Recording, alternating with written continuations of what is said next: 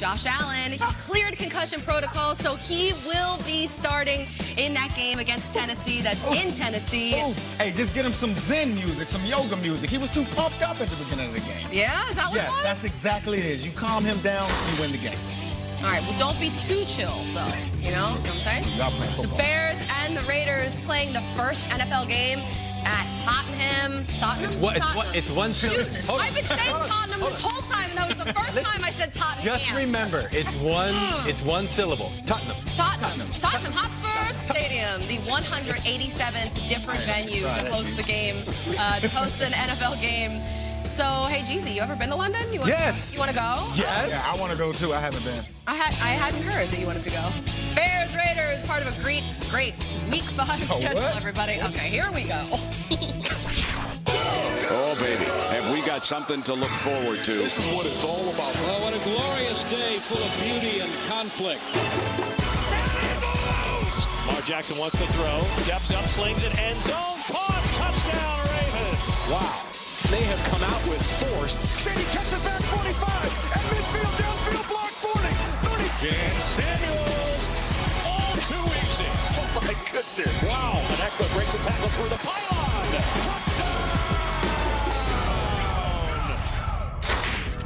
Hour 2 of Good Morning Football Weekend presented by Bass Pro Shops, and we have the Saturday fam in the house right now. I'm Colleen Wolfe with D'Angelo Hall, Michael Robinson, Wake up, let's go. and Mike Garafolo. Are you taking orders for the shirts? Because I got a lot of people asking for a Mafa. I got to get my brother one. He was a fullback. I'm just telling you. I love it. All right, so tweet at Real Mike Rob. Yeah, let's get it. Okay, here we go.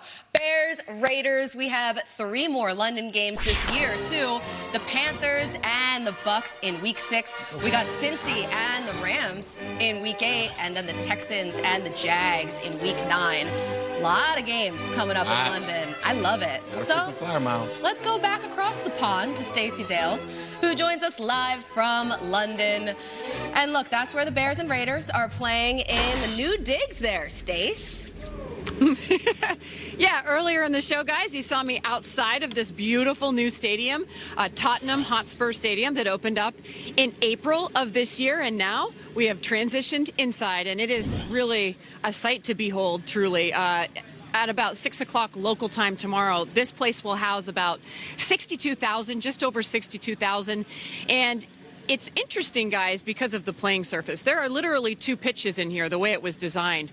The top pitch is actually a natural grass surface for soccer matches, and you guys know how big soccer is over here. They wanted that pitch higher and above this artificial pitch behind me so that the fans could have a much closer experience to the players. Well, as you guys know, in the NFL, we got to separate the fans a little bit. So this pitch behind me, which is an artificial turf surface, it sits much lower. The grass surface, by the way, it heads south into a pocket pitch, they call it, which is basically a garage for grass. It is cool in there. I was just inside. I sent some videos to our production team with you guys, and hopefully we'll get those up a little bit later on through the day, maybe tomorrow. But it's really a spectacular place. It's an open dome, so you get all the natural lighting, you get all the natural temperatures, and we're expecting great temperatures for the game tomorrow, guys. This is the first ever game here at Tottenham that the NFL will have, and I know both teams are excited to take this field and make it their own. Really painting. That was fantastic. That was What awesome. a report. Thank you. Really painting the picture there for us. And also, you know what? I have to say, I was marveling at your lighting. And now knowing that the roof is open there, this all makes sense. But Stacey, you look fabulous always, but the lighting is just fantastic there. Thank you so much. Colleen. Cool. Yeah. Colleen, my crew, Gary, Jow, Robin, my producer, we were just about a mile outside of the stadium. Robin, you're getting some props from the guys Robin. back in studio. Listen, I got to give them props. They made it all happen. All right. That's awesome. You guys are doing great out there. Thank you. So let's talk about the game a little bit because You're a lighting fan. You love lighting. you know what? It is all about good lighting. That's all I'm gonna say. I know. I do marvel at nice lighting. You do. And Stacey always has good lighting because even when she's at the Bears, Stacey's got a Packers, glow. She's always like she nice provides her own backlit. lighting. That's what she does. It's great. Okay, so let's talk about the lighting that Khali Mack is gonna have on the field because he's playing his former team, and he said, you know what? Yeah, I'm into this. I know this is a revenge game. Yeah, I mean, I got released from the San Francisco 49ers after training camp, and then a week later, a couple days later, I got signed with Seattle, and a week later, we were playing the San Francisco 49ers. So I understand exactly what it's like playing against your former team. And, like, you have an advantage, man. You know exactly how they're thinking. You know exactly how they prepare. That tackle, Colton Miller or whoever the tackle is for the Raiders are going to be playing up against Khali Mack. He knows exactly how that guy ticks, right? Khali Mack was leading a stretch just a couple of years ago as a captain of this team, right? And so there will be some hesitation, I think, from the Oakland Raiders because this is a guy that they know. But this dude has just been like a wrecking ball. I mean, since he's left the Oakland Raiders, it seems like the Chicago Bears have just turned him loose. This year, 4.5 sacks, 4 forced fumbles. Not only does he get to the quarterback, look at that move right there. Not only does he get to the quarterback, the ball changes possession. That's a playmaker at the defensive linebacker or lineman position. That makes this guy special. I think he's going to have more sacks than all of the Oakland Raiders, and I think he's going to tear this game apart. Yeah, I really do. And we're going to see Josh Jacobs, who was taken with the pick that was traded to them for Mack. And when they don't have him running and he's blocking, right? Exactly. Yeah. The only problem with your scenario, the only problem, and John Gruden did point this out when they traded Antonio Brown. He said, at least I got to meet Antonio Brown. I never got to meet Khali Mack. So not even a phone call, right? So he may not know the whole operation. That's true. Because he just never met those guys. But he does know a lot of those guys on that team. And my understanding is a lot of those guys, even though they didn't make the trade, and even though they like Khali Mack, they want to make sure he doesn't get to Derek Carr. So as much as Mack wants to get there, they want to stop him from getting there. Every tackle and every blocking unit every week tries to stop him from getting to the quarterback. I understand, but it's like they want to make sure that he doesn't celebrate. But how realistic is that? Not realistic. Like, we talk about, like Mike Robb talking about being released from San Francisco. I can remember being traded too from Atlanta to Oakland. And week 4, we had the Atlanta Falcons come to town, and I knew I might not have known the system that they were running, but I knew what Michael Jenkins, who was a receiver drafted the same year as me, I knew what he liked to do.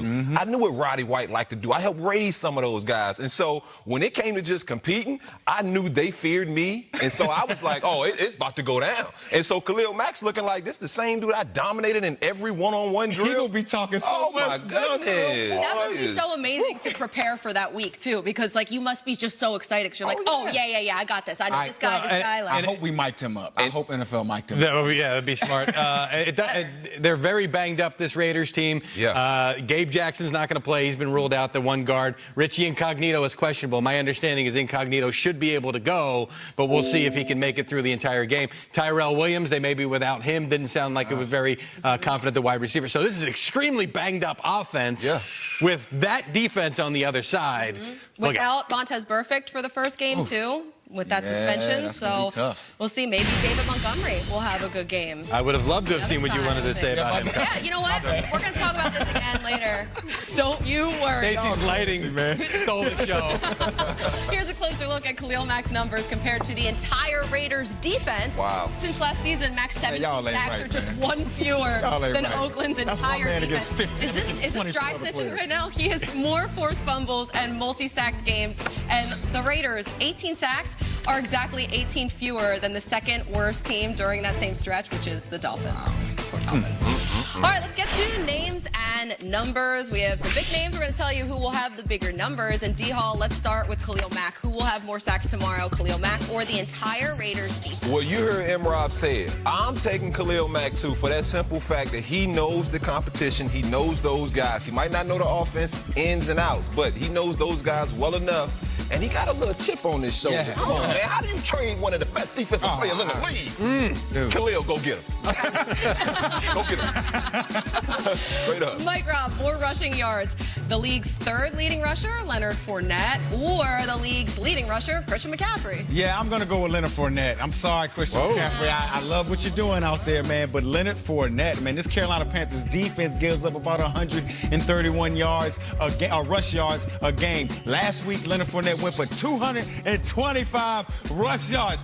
You want to keep that train rolling, and I think Gardner Minshew is making enough plays on the outside to keep those safeties honest and not want to attack the box to try to stop the run. So I think Leonard Fournette goes off. Fournette, all right, back-to-back games. Jeezy, how about this one? More receiving yards, Julio Jones or DeAndre? I wanted to go Julio, but I went DeAndre. It's more of a feel play. He's got to bust out here. He really hasn't been the top guy that we've seen before with this passing offense. It's more of a feel play. Atlanta's numbers defensively against the pass are not terrible, but they really haven't seen that many attempts. So I think that's factored in there. Yeah. So I think DeAndre Hopkins. All right. More passing touchdowns for you, Colleen. Jacoby Brissett or Patrick Mahomes? You know Don't get what? this one wrong. You would think this is a super easy question, and it is, but they both have 10 touchdowns. And Patrick Mahomes is coming off a game where he had 0 touchdowns. That's what I'm saying. But it's going to be Patrick Mahomes. All right. All right. Since the start of last season, when he took over as the starter there, he has 60 touchdowns. That's 17 more than the next closest person, and the next closest quarterback. Like that my is career in insane. And only 3 teams allow more touchdowns than the Colts. So, yeah, I'm obviously going to go Patrick Mahomes. There you go. Okay, there it is. Names and numbers. What about this guy? He knows a thing or two about passing touchdowns. Aaron Rodgers about to go off against the Cowboys. Well, at least if history is any indication. We'll discuss if we agree with that. And 2-2 and too legit to quit. Which team Easy's gonna do the run ready game. to drop the hammer and start a Super Bowl run? Get your DVR ready. No. Yeah, actually, Call yes. one to the side. That's I got some of them trash bag fans. Yeah.